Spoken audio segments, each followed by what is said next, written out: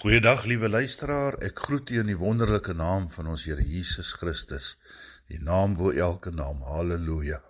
Ja, dis weer Adrian hierso, met my tyd geleef wandel saam met Jesus. Vandag gaan ons gou weer lekker bietjie kuier om die woord van die Here. Ja, laat ek die groet met 'n seëngroet, ook genade en vrede en barmhartigheid vir julle, van God onze Vader en die Here Jesus Christus, amen. Ek hoop dat dit met u elkeen goed gaan, en ek vertrou op die Here daarvoor. Amen. Liewe luisteraars, ons bevind onsself aan die vooraand van die Paasfees, naamlik die kruisiging van Jesus en sy opstanding op die 3de dag.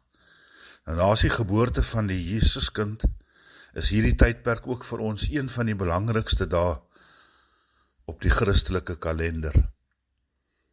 Ons bevind ons nou in die lydensweek op die vooraand van Jesus' gevangeneneming en die uitlewering aan die Sanhedrin wat die Joodse raad is. Onderweg na Jerusalem het Jesus sy lyde voorspel en dit aan sy disippels vertel.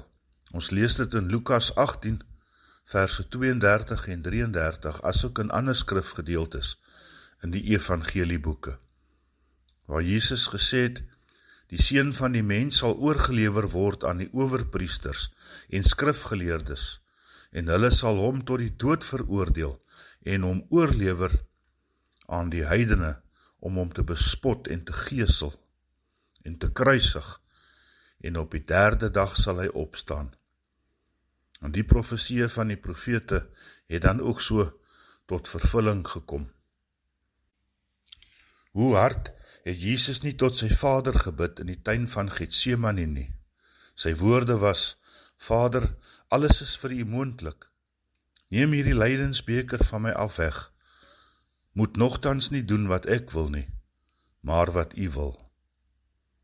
Hy was veroordeel deur Pontius Pilatus, waar hy gevonnis en uitgelewer was deur die sondige mensdom om gekruisig te word op Golgotha. Golgotha dan ook die plek wat ook hoofskedel genoem word. Jy sien, Jesus die Nasarener was as 'n misdadiger tereggestel deur 'n menslike regbank wat hom valslik beskuldig het van ongegronde aantuigings, hom skuldig bevind het en ter dood gevonnis het, hy wat sonder sonde en skuld was. Pontius Pilatus kon geen rede of skuld aan Jesus vind nie, tog het hy hom uitgelewer, op aandrang van die mens wat geskree het: kruisig hom, kruisig hom. Regverdig was hy verklaar, en tog is hy veroordeel en gekruisig. Hy was vir ons gemartel, gegeesel, 'n doringkroon was op sy hoof geplaas, gespot was hy as koning van die Jode, en aan 'n houtkruis vasgespijker. Hoe verskriklik het Jesus nie vir ons gelei nie. Deur sy kruisiging het hy ons skuld en sonde bedek. Hy het die sondelas gedra. Diergekoop is u en ek, liewe luisteraar, deur die bloed van Christus Jesus, daar op die kruis by Golgotha. Deur genade onbeskryflik groot is ons vrygemaak van die wet en gered deur ons Messias, ons verlosser se liefde en genade. Amen. Liewe luisteraar, dit bring my ook na vandag se boodskap, wat handel oor die 7 kruiswoorde van Jesus. Aan die kruis praat Jesus 7 keer. Hierdie kruiswoorde vind ons uit die vertellinge van die 4 evangelies, deur Matteus, Markus, Lukas en Johannes as volg. Ons kry die kruiswoorde in die volgende skrif. Die eerste kruiswoord is in Lukas 23 vers 34. Vader, vergeef hulle, want hulle weet nie wat hulle doen nie. Die tweede een is Lukas 23 vers 43. Ek verseker jou, vandag sal jy saam met my in die paradys wees. Die derde kruiswoord Johannes 19 verse 26 en 27. Daar is die seun en daar is jou moeder. Vierde kruiswoord kom uit Matteus 27 verse 45 en 46. Eli, Eli, lama sabachthani. En dit is my God, waarom het u my verlaat? Johannes 5 verskoning, die 5de kruiswoord, Johannes 19 vers 28, waar Jesus sê, ek is dors. Die 6de kruiswoord kom uit Johannes 19 vers 30, dit is volbring. En dan die laaste kruiswoord, die 7de een, kom uit Lukas 23 vers 46, Vader, in die hande gee ek my gees oor. Nou het ons ook al gewonder of sommige van u, waaroor 7 kruiswoorde. U sien, liewe luisteraar, in die Bybel is die getal 7 'n belangrike getal. Die boek Openbaring is 'n goeie voorbeeld hiervan. Daar is 7 geeste voor God se troon. Ons vind dan ook die 7 briewe van Johannes aan die 7 gemeentes daar. Ons lees in die evangelie volgens Johannes van Jesus se 7 ek is verklarings. Jesus het ook gesê dat ons 7x70 keer moet vergewe, en so meer. So die getal 7 is 'n uitdrukking van omvattendheid en afgerondheid. So is dit dan ook dat ons op die 7de dag rus, naamlik die laaste dag van die week. En dit stel dus ook totaliteit voor, en daarom dan dat ons 7 kruiswoorde vind in die skrif hier by die kruisiging. Nou laat ons dan oorgaan tot elke kruiswoord, en dan ook die betekenis daarvan. Nou die eerste een was Lukas 23 vers 34, Vader vergeef hulle, want hulle weet nie wat hulle doen nie. Soos ek gesê het, dit was die eerste kruiswoord van Jesus gewees, en dit gaan hier oor vergifnis. Dit is waarom Jesus na hierdie wêreld gekom het as Messias, as verlosser en saligmaker. Hy het nie gekom om te oordeel nie, die oordeel kom nog, hy het gekom om te kom red. Die mens het vanweë die sondeval God se skepping skade berokken, en daar moes versoening kom tussen God en die sondige mens. Jy sien, ons elkeen het sonde, en is ver van God af. As gevolg van ons sonde is daar 'n skeidsmuur tussen ons en God, en kan ons nie self oor daardie muur kom nie. Deur die genade van Christus Jesus is daar vir ons verlossing gebring. Jesus is die deur tot God, en kan ons alleen by God uitkom, deur Jesus self. Hy sê dit ook vir ons in Johannes 14 vers 6. Ek is die weg en die waarheid en die lewe. Niemand kom na die Vader, behalwe deur my nie. Jesus is daar die deur wat ons nodig het, om deur die skeidsmuur te kan kom, om die ewige lewe te kan beerwe.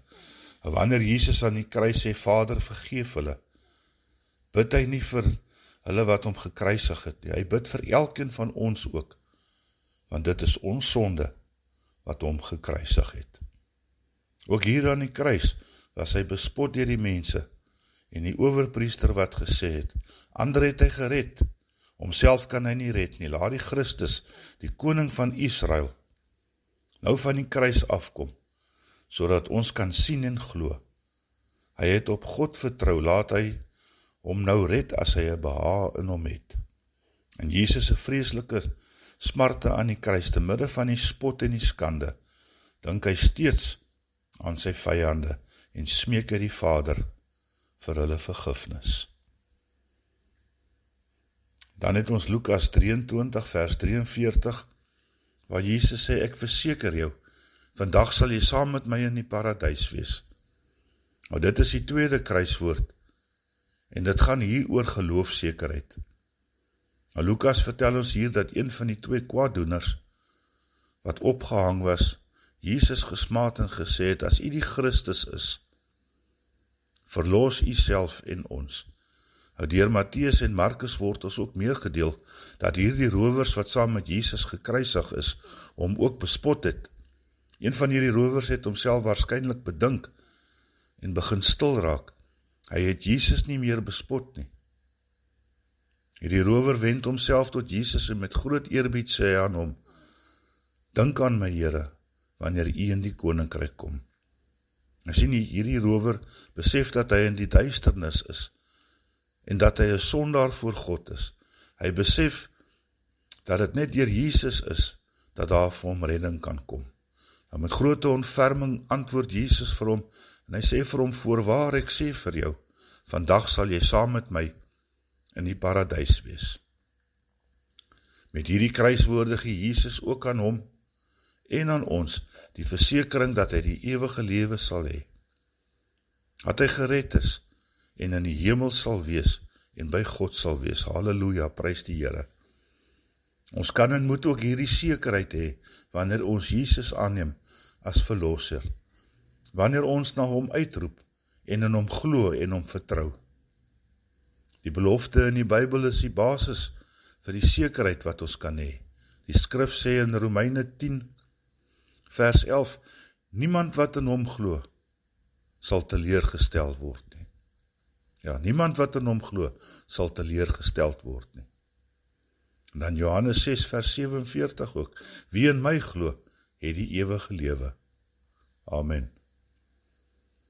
Aan die derde kruiswoord kom uit Johannes 19 verse 26 en 27 waar Jesus sê, daar is u seun, daar is jou moeder. Jy sien, hierdie is die derde kruiswoord en het gaan oor troos en versorging hierso. Selfs in sy grootste pyn, verwerping en vernedering hier aan die kruis is die nood en die behoeftes van die mens rondom hom vir Jesus belangrik. By sy kruis het gestaan sy moeder se suster Maria, die vrou van Klopas, en ook Maria Magdalena. En by hierdie vroue het die apostel Johannes ook gestaan. En toe Jesus sy moeder in haar oorstelpende verdriet sien, het hy hom tot haar gerig en gesê, vrou, daar is u seun. En vir Johannes wat daar teenwoordig was, het hy gesê, daar is jou moeder. Jy sien, Jesus het Maria daarop gewys, dat te midde van haar droewigheid, sy troos kon vind by Johannes, wat sy disipel was. Maria en Johannes het hier verstaan wat Jesus bedoel, toe hy hierdie uitlating gemaak het. Maria se eie seuns, die broers van Jesus, het nog nie in hom geglo op daardie tydstip nie, en sou dus ook nie hulle moeder kon troos nie. So is ons persoonlike versorging ook vir Jesus belangrik, en weet ons dat hy ons herder is, wat na ons belange omsien. So was die eerste 3 kruiswoorde geen klagte nie. Jesus het nie oor homself gespreek nie. Sorgsaam en liefdevol het hy gedink aan sy vervolgers, aan die boetvaardige sondaar, wat saam met hom daar gehang het, en aan sy moeder. Dan kom ons by Matteus 27 vers 45 en 46, waar Jesus sê, Eli, Eli, lama sabachthani, dit is my God, waarom het u my verlaat? Hierdie was Jesus se 4de kruiswoord gewees. Om 12 uur daardie vrydagmiddag het dit begin donker word. 'n gewone sonsverduistering was dit nie, want so 'n sonsverduistering kom slegs voor by nuwe maan en nooit by volmaan nie. Hierdie duisternis het op Golgotha onder die mense ontsetting en angs teweeggebring. Aan die kruis beleef Jesus dat God ver van hom is, dat God hom alleen gelaat het, so asof sy Vader hom nie meer ken nie. 'n ewigheid van naamlose lyde stort oor hom uit. Die sonde van die hele menslike geslag word saamgepers in sy siel, en die toorn van God druk soos 'n sware las op hom. Hier het Jesus die helse smarte vir sy volk gelei. Hier het hy die hel deurlewe terwyl hy in die duisternis aan die kruis gehang het. So verskriklik was hierdie lyde in hom, dat hy dit nie meer kon bedwing nie, en om 3 uur het hy met 'n groot stem uitgeroei, Eli, Eli, lama sabachthani, dit is my God, waarom het u my verlaat? Jy sien, liewe luisteraar, die gevolg van ons sondes veroorsaak dat ons ver verwyderd voel van God. Dit bring skeiding tussen ons en God. Dit isoleer ons van hom. Nou in die skrif Jesaja 59 vers 2 sê, dit is julle oortredinge wat skeiding gebring het tussen julle en julle God. Dit is julle sondes wat maak dat hy hom nie aan julle steur nie en nie na julle wil luister nie. Die vers sê baie, dit is julle oortredinge wat skeiding gebring het tussen julle en julle God. Dit is julle sondes wat gemaak het dat hy hom nie aan julle steur nie en nie na julle wil luister nie. Jy sien, omdat Jesus die sondelas van die mens gedra het, soos 'n vervloekte in ons plek gestaan het, het hy Godverlatenheid beleef. Het is ook die prys wat Jesus moes betaal, sodat u en ek in God se teenwoordigheid kan leef, nou en vir altyd. Ons kom dan nou by Johannes 19 vers 28, waar Jesus aan die kruis gesê het, ek het dors. Nou, jy sien, hierdie is die 5de kruiswoord, en dit beteken, en beklemtoon Jesus se intense lyding. En dadelik, na die 4de kruiswoord het dit weer lig geword. Vir 3 ure lang moes Jesus die helse smarte ly, om ons daarvan te kan verlos. Nou die skare en die soldate het Jesus aanhoudend bespot. Hulle het selfs onder mekaar gesê, daar roep hy vir Elia, wag, laat ons sien of Elia kom, om hom af te haal. Jy sien, Jesus was reeds swak van al die marteling. Al wat hy kon uitkry, was die woorde, ek het dors. Ons moet egter onthou dat alhoewel Jesus ten volle God was, was hy ook ten volle mens. Hy was ten volle vlees, hy was mens. En was die lyding wat hy deurgemaak het, eg en werklik. Die marteling was baie erg. Net so om vir 'n oomblik hier stil te staan, ek het onlangs die rolprent The Passion of the Christ gekyk. Liewe luisteraars, ek glo meeste van u het dit dalk reeds gesien. Maar as u dit nog nie gesien het nie, ja, doen nie self 'n gunste, gaan kyk het gerus. Het gee 'n realistiese blik op dit wat met Jesus gebeur het, en dit wat Jesus verduur het. Soveel so dat 'n mens hartseer word om daarna te kyk. En daar sal jy ook sien hoe swaar het hy sy kruis gedra, en wat 'n smarte hy op Golgotha deurgemaak het, vir ons as mens. So gaan kyk dit gerus as jy dit nog nie gesien het nie. Jy sien verder, om Jesus se dors te les, het die soldate 'n spons met asyn gevul. En dis waarskynlik wynasyn. Dit was 'n goedkoop vorm van 'n drankie gewees. Dit op 'n hiesopstingel gesit, en aan ons Messias se mond gesit.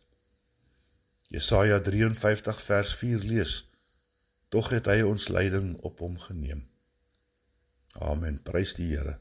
Tog het hy ons lyding op hom geneem. En dan het ons Johannes 19 vers 30, waar Jesus die volgende woorde spreek, dit is volbring. Dit is volbring. Nou die woordjie tetelestai sê dit alles. Ja, dit beteken dit is volbring. Tetelestai, dit is volbring. Nou hierdie was die 6de kruiswoord van Jesus. Dit is 'n kruiswoord van oorwinning. Hier is die hoogtepunt van Jesus se kruisiging. Dit waarvoor Jesus as die seun van die mens gekom het, sy sware middelaarswerk kom doen het, is nou afgehandel en voltooi. Die versoening van die wêreld is volbring.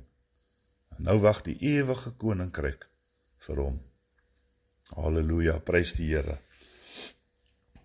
En dan die laaste kruiswoord is in Lukas 23 vers 46, Vader, in u hande gee ek my gees oor. Nou hierdie was die 7de en die laaste kruiswoord van Jesus gewees. Hierdie finale woorde van Jesus, voordat hy sterf, is woorde van oorgawe. Hier het Vader en Seun mekaar vir ewig gevind. Dit is nou nie meer my God, Elohim nie, maar Vader. Toe Jesus hierdie woorde geuiter het hy sy laaste asem uitgeblaas. Liewe luisteraar, ek sluit af. Laat ons nooit hierdie woorde van Jesus vergeet nie. Nee, laat ons dit altyd deur in ons harte en gedagtes bewaar. Die Paasfees is 'n tyd om stil te raak voor God. Dis 'n tyd om te hou wat die Here Jesus Christus vir ons deurgemaak het aan die kruis op Golgotha. Het ons elkeen net sonde. Laat ons gaan stil raak en self ondersoek doen. Laat ons sondes gaan erken en bely voor die Here, om Gods genade en vergifnis te ontvang. Die Here sê ook vir ons deur sy woord in Jeremia 29 vers 11, ek gee vir jou 'n nuwe lewe en 'n toekoms. Ons kan nie anders as om saam te stem nie, want dit is inderdaad so. Amen. Kom ons bid saam. Kom ons bid saam. Onse Vader wat in die hemele is, laat u naam geheilig word. Laat u koninkryk kom. Laat u wil geskied, soos in die hemel, net so ook op die aarde.